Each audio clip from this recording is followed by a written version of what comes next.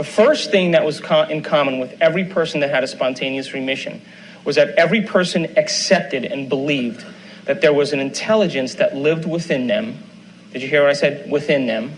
That somehow was giving them life. There was some spiritual aspect of themselves that didn't exist. Where does religion always say that is?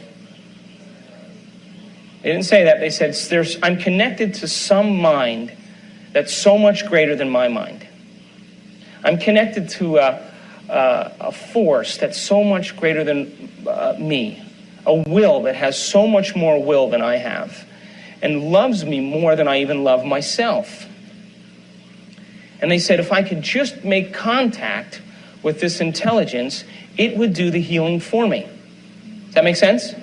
So what they said was, they said, you know, I'm riding on the back of a giant, and I just got to learn how to whisper in its ear. Now, I want to demystify this a little bit, okay? Because when we talk about spirituality or spiritual, laws, everybody all of a sudden has no imagery in their brain to be able to process that, right?